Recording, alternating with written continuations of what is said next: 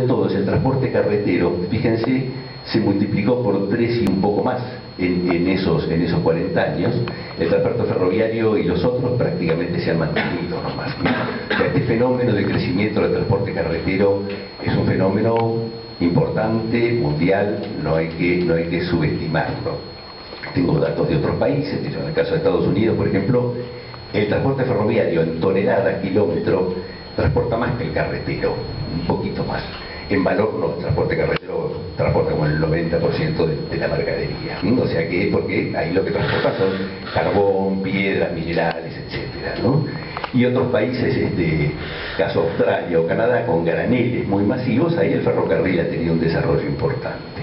En México tiene un 25% de ferrocarril, en Brasil no está graficado acá, pero tiene más o menos lo mismo. En fin, a veces uno tiende a pensar que lo que pasa en nuestro país son cosas muy únicas y propias nuestras. Sin duda que tienen muchas características propias, pero también hay unos trasfondos y unos cambios globales que hay que mirar cuando uno analiza un poquito la historia. Yendo ya a los temas más específicos de qué está pasando, pedí a Francisco ver un poquito qué es lo que pasó desde el 2003. Y obviamente estos temas son opinables, yo les doy con toda honestidad lo que yo creo que es, me podré equivocar, pero lo que honestamente pienso. Creo que lo que pasa desde el 2003 en adelante en materia de transporte, dato muy distintivo es que la demanda creció muchísimo. O sea, el crecimiento de la economía argentina implicó un crecimiento muy profundo de la demanda, de la necesidad de movimiento en todos los ámbitos.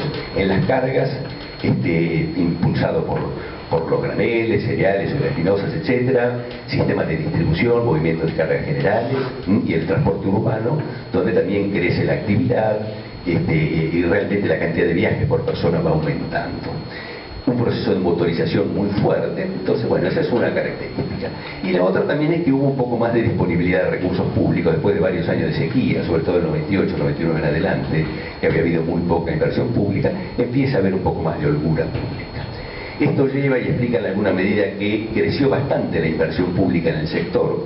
Creció la inversión, creció como inversión pública básicamente, inversión privada poquita, y pública nacional. En realidad también la inversión provincial, que históricamente era un poco más importante, se fue achicando, pero sumado todo, tuvo un crecimiento importante.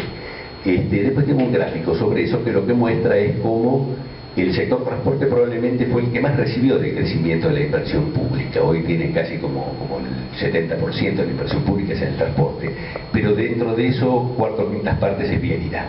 O sea, eso fue básicamente al sector vial. No obstante eso, la verdad que estamos teniendo un problema de capacidad en la red vial, porque en la Argentina tenemos desde problemas no resueltos tradicionales de zonas que están un tanto aisladas, o caminos que tendrían que estar pavimentados y que no lo están, pero por otro lado en otras partes del país hay unos crecimientos de tráfico enormes que lo que llevan es a necesidad de ampliar capacidad. Entonces nosotros tenemos por un lado la agenda vieja que tenemos que completar de deberes que no se hicieron en su momento, pero por otro lado una agenda nueva de un movimiento que crece, que obliga a ampliar capacidades, y en eso la verdad que venimos medio lento. La Argentina está teniendo un poco menos de 2.000 kilómetros de carreteras que tengan más de 2 carriles, o sea, más de uno de ida y vuelta.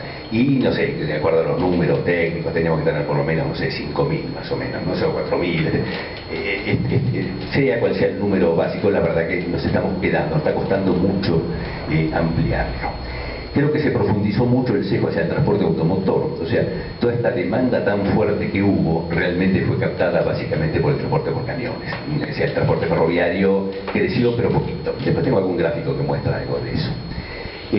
Hubo algunos cambios institucionales, tal vez lo más notable, la estatización de aerolíneas, la transferencia del transporte aerocomercial al ámbito civil, que era un viejo reclamo de muchos años, la creación de una agencia de seguridad vial. Yo creo que por primera vez se ha puesto realmente fuerza en el tema de la seguridad vial.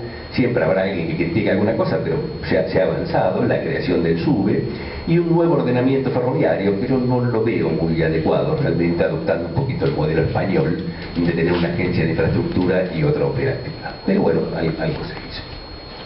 Se mantuvieron básicamente muchas concesiones en puertos, en viajes interurbanos, en viajes urbanos. Esto tal vez habría que ver casi como sector por sector. Es muy importante tal vez tener presente que muchos de los el transporte hubo pocas privatizaciones, hubo más bien concesiones. Y la ley de emergencia del año de enero del año 2002 preveía y habría toda una oportunidad de renegociar y revisar esos contratos y adecuarlos a un contexto económico y social nuevo y diferente. Y eso la verdad que se hizo poquito. Se hizo en algunos servicios, pero en otros no. Y tal vez una de las cosas más distintivas, creo yo, es primero mucha atomización en la Secretaría de Transporte. Creo que hubo como loteo. Las distintas subsecretarías fueron acuerdos de poder. Y en la visión que yo tengo, creo que eso no ayuda a lograr tener una política integrada, si cada uno se maneja por la suya. Y segundo, digamos, la ley de emergencia disponía el congelamiento de tarifas junto con la renegociación. La renegociación no se hizo, pero el congelamiento de tarifas sí, y eso fue dando lugar a una masa de subsidios realmente importante del sector. Tal vez la más importante es en el transporte urbano de pasajeros, pero también hubo mucho en los peajes, y bueno, y en las aerolíneas argentinas después de la estanciación. Es todo un tema creo que no solo el impacto fiscal que eso pueda tener, sino en qué medida el subsidiamiento puede alterar los incentivos de las empresas operadoras, y aparte ser un sistema de subsidiamiento un poco con errores, ¿no? O sea, que deja fuera algunos que tenía que incluir y incluye algunos que tal vez no tendría que subsidiar. Pasemos, por favor. Acá hay algunos gráficos. Esta es una reconstrucción, yo con los mejores números que puedo, esto lo publicó hace poquito la Universidad Tecnológica, de cómo evolucionó lo que es azul, es el transporte por camión, la línea verde es camión más ferrocarril, y lo chiquitito que está por ahí abajo es lo del ferrocarril. Y el cuadrito de abajo a la derecha lo que muestra es en una profundidad mayor, esto es del 93 al 2010. El otro creo que empieza en el año 65, va mostrando cómo iba evolucionando la carga ferroviaria, la caída fuerte que tiene previa al concesionamiento, etcétera, y después una recuperación que de alguna manera se amesetó y se quedó ahí sin crecer mucho. Pásalo por acá. Y este gráfico lo que muestra es la evolución de la inversión, sobre todo la inversión pública, y fíjense lo rojo es el sector transporte, o sea que realmente, como les decía, es el que verdaderamente creció. Ahí se pusieron muchos recursos, pero creo que el número exacto es 83 o 84% de eso fue para vialidad. El resto fue un poco a ferrocarriles, un poco a puertos, aeropuertos, etc. Bueno, y aquella tortita que no se lee nada a esta distancia es la distribución por distrito. Pasemos a la próxima. Ya voy un poquito entonces a los dos temas más sustantivos, que es el tema de la tragedia de Once y el transporte. Yo creo que la causa directa de la tragedia es algo que solo se puede opinar habiendo peritajes. Yo alguna experiencia he tenido en esto, y creo que muchas veces lo que se dice al principio después no era así. Entonces hay que ser prudente, hay que esperar, pero lo que sí es cierto es que esto abrió como la ventana de un sistema que está muy degradado en sus activos y que presta un servicio que es horrible. Entonces, esas cosas sí son reales, ¿no? Entonces, un poco ¿por qué es eso? Yo creo que el modelo actual que tiene las concesiones realmente se apartó mucho del que era el original. Digamos, guste o no guste, el modelo original de concesiones en los ferrocarriles urbanos, que tuvo muy poco que ver con los de carga o de los de pasajeros interurbanos, tenía un cierto balance, y hoy realmente no lo hay. Creo que hoy los concesionarios francamente no son concesionarios, actúan por orden y cuenta del Estado. Entonces creo que hoy el 20% como mucho de los ingresos provienen de lo que ellos cobran a los pasajeros, el resto viene del subsidio, con lo cual realmente el único interés de ellos es cobrar ese subsidio. Y en el caso de los trenes en particular, ese subsidio no depende de que transporten más y mejor. Entonces hoy es que han perdido un poco de esos incentivos. E incluso el monto de esos subsidios, uno diría, bueno, si el costo de prestar un servicio vale 10 y al usuario le queremos cobrar 4, bueno, el subsidio 6. Pero eso supone que ese monto de 10, digamos, es en unas ciertas condiciones de eficiencia. Bueno, y eso hoy no hay. Eso es lo que yo creo que hoy no ocurre. O sea que dentro del subsidio se paga lo que corresponde, pero también se están pagando probablemente cosas que no correspondan. Esto ha tenido también un poquito el impacto de haber absorbido muchísimos recursos públicos. Hice algunos numeritos, y en el año 2011 fueron más o menos 3.500 millones de pesos en subsidio al sistema ferroviario metropolitano, sacando el subte. El subte ha tenido un comportamiento bastante distinto al de los trenes. Y la inversión, en cambio, ha sido aproximadamente el 10% de lo que fue eso. O sea que todo un gran esfuerzo fiscal ha ido al subsidio operativo, y la verdad que en materia de inversión se ha invertido poquito. Si uno hace un cálculo, dice, con los números que se pueden, con lo que vale un sistema de esta naturaleza, si uno simplemente lo va rehabilitando porque las piezas van terminando su vida útil, tenemos que estar invirtiendo, no sé, 400, 500 millones de dólares por año. Y en los últimos 5 años hemos invertido 70 u 80. O sea que es como que le estamos tirando con una munición insuficiente a este problema. Y eso sin pensar en mejorarlo, simplemente en rehabilitarlo. Entonces, bueno, pero por otro lado el subsidio estamos pagando 800 millones de dólares por año. Es cierto que yo creo que el modelo, digamos, estructuralmente no está bien, pero curiosamente no en todas las líneas los resultados son los mismos. O sea, ante un mismo sistema de incentivos, uno no ve igual todas las líneas ferroviarias. Uno ve el Belgrano, el ferrocarril Belgrano Norte, y no está destruido, y el servicio no es bueno, pero no es tan malo. O sea que me parece que en el caso de Sarmiento algunas causas hay, además de estas cuestiones un poco más estructurales de poca inversión. Y yo creo que el Estado, en la estructura de la concesión, tiene todas las capacidades para revisar la calidad del servicio y el estado de los activos, independientemente de que los ingresos del concesionario provengan de la tarifa o provengan del subsidio. O sea que si no actúa, realmente uno se pregunta por qué, ¿no? Yo, la verdad, por momentos me da una sensación de que no está viendo las reacciones con la fuerza que tendrían que tener. Creo que hoy decir por qué llegamos a esto es, bueno, se discutirá, sin duda es un tema tremendamente controversial, algunas ideas, otros tendrán otras, sin duda, pero me parece que también hay que tratar de mirar adelante, no quedarse solamente en mirar atrás, ¿no es cierto? Y yo creo que al mirar hacia adelante el tema del ferrocarril metropolitano no hay que verlo solo como un tema ferroviario para el experto ferroviario, es parte del sistema de transporte urbano. O sea, la región metropolitana de Buenos Aires es enorme, son 13 millones de habitantes. Desde el punto de vista funcional es una unidad, más allá de sus límites administrativos. Estamos sufriendo unos problemas de congestión crecientes. Si sigue creciendo la necesidad de viajes, ojalá, porque si la economía crece y vivimos mejor, la gente quiere viajar más. Realmente el sistema se torna insostenible, y una de las llaves para que pueda mejorar es tener un buen sistema de transporte público. Y ese sistema de transporte público tiene que ser un sistema integrado, en el cual las líneas ferroviarias tienen un rol muy importante, pues son las grandes troncales, ¿no es cierto? Entonces, su planificación, su visión a futuro, yo creo que hay que hacerla en el contexto de un plan de movilidad urbana general. No, digamos, entre poner más peso en la especificidad ferroviaria o poner más peso en esa visión urbana, yo me quedo más con lo segundo. Pasa por un poquito para atrás, por favor. Creo que los grandes desafíos son ampliar capacidad, y ampliar capacidad de transporte implica reducir intervalos. Reducir intervalos de frecuencia entre trenes implica que no puede haber barreras, no puede haber pasos a nivel. Hoy realmente ninguna ciudad se hace un tren suburbano que no esté segregado. Si segregado quiere decir que no haya cruce, que no crucen autos, sino o pasan para arriba o pasan por abajo, o lo metes en subterráneo, en un túnel, lo pones en trinchera o en un viaducto. Pero ese es un gran tema. Eso requiere también cambios en los sistemas de señalamiento, en la circulación eléctrica, etcétera. Creo que tiene que pensar en mejor calidad de servicio, reducir tiempos de viaje, un poquito más de imaginación, servicios expresos, mayor confort, puntualidad, etcétera. Muchas de esas cosas están vinculadas a la reducción de capacidad, y necesita una modernización tecnológica fuerte.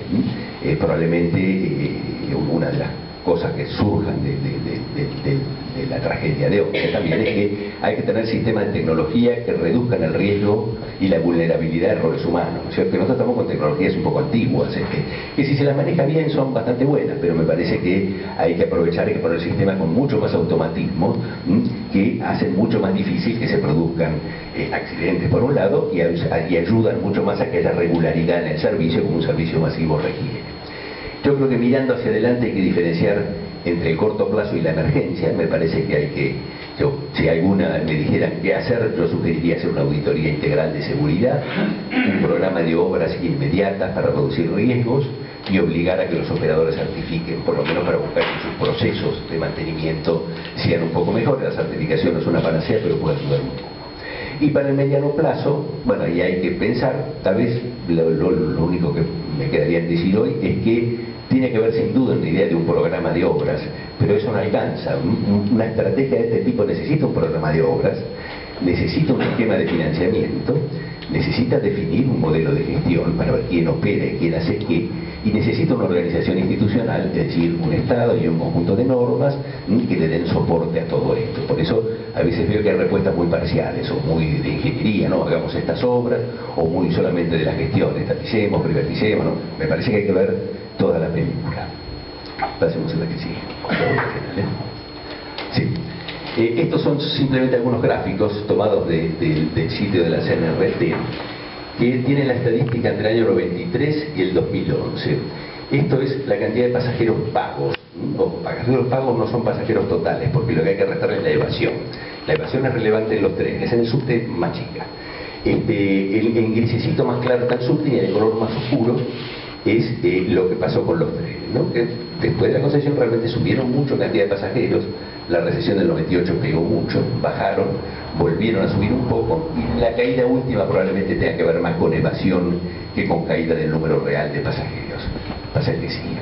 Y estos dos gráficos lo que muestran, arriba es la cantidad de trenes corridos por año, o sea, cuántos trenes despacharon, ¿no? Y más o menos sigue una forma parecida.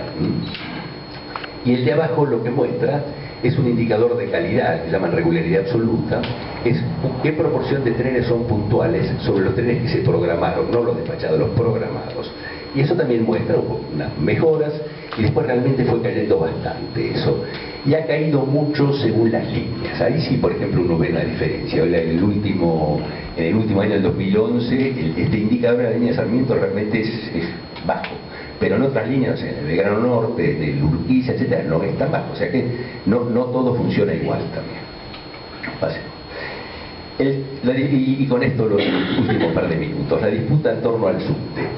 Nosotros, yo creo, en la Argentina tenemos nuestro marco jurídico en el cual cuando un transporte pasa de una jurisdicción a otra, el que lo regula es el superior. Entonces, cuando pasa de una provincia a otra es la nación. Por eso, entre la ciudad de Buenos Aires y la provincia de Buenos Aires, la línea de colectivos, los trenes, etcétera, que cruzan la frontera, porque de alguna manera son de jurisdicción nacional. Y eso es así en muchos países y sobre todo en los países federales. Lo que ha ocurrido en tantos países, lo mismo que en Argentina, es que las áreas metropolitanas fueron creciendo y realmente desde el punto de vista funcional son una sola realidad, más allá de esos límites administrativos. Entonces ahí se produce una especie de dicotomía entre lo que es la realidad y el marco normativo que uno tiene, que todavía respeta todas estas separaciones. Por eso en tantos lugares del mundo han avanzado hacia organizaciones de tipo metropolitano, ¿no es cierto? Y uno ve el transporte como uno vería, no sé, un proyecto de desagüe pluvial, uno lo va a hacer por la cuenca, no por el límite administrativo, si es capital o si es provincia, sino por toda la unidad fáctica que eso tiene. Yo creo que, en mi punto de vista, la verdad, yo creo que eso ha faltado en la discusión últimamente, que realmente el problema del transporte urbano en Buenos Aires es un problema metropolitano. Es cierto que el subte empieza y termina en la ciudad de Buenos Aires. Ferrocarril Roca, que tiene, no sé, como 200 kilómetros, de tener 4 dentro de la capital, el resto está todo en la provincia de Buenos Aires. Por eso uno dice, bueno, desde la perspectiva de alguien que mira la región metropolitana, no sé, desde Catamarca o desde Formosa, el porteño no es solo el de la capital, también sería el bonaerense. Hoy realmente quien vive, no sé, en Adrogué o en San Isidro, goza del subsidio y supuestamente si vive en la capital no. Entonces ahí me parece que hay que tener esta mirada más metropolitana. Y yo creo que esto lleva a un problema de fondo, que es cuáles son las competencias del gobierno nacional y del gobierno local en el transporte urbano. Y yo creo que en la Argentina estamos un poco al revés del pepino. El gobierno nacional, por ejemplo, en las líneas de colectivos, no las 33 que ahora pasan a final, sino en las otras 120 que hay, es el que otorga las licencias. Y si hay un paro de la UTA, tiene que ir el secretario de Transporte de la Nación a ver qué pasa y tomar decisiones y actuar y operar. Y yo entiendo que eso debería ser un problema local.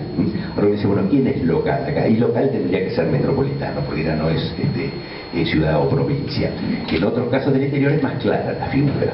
Y en general la tendencia que yo veo, que a mí me parece lo más razonable, es que el gobierno nacional tenga una visión general de todo el transporte urbano en todos los centros urbanos, pero que no participe en las cosas de detalle y que colabore técnica y financieramente. Y acá estamos un poquito al revés, ¿no es cierto?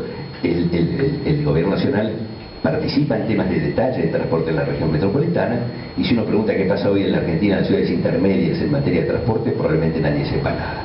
Ha habido unos movimientos interesantes en los últimos 3 o 4 años, que el gobierno nacional se está interesando un poco más en tener esa visión general del transporte urbano en todo el país.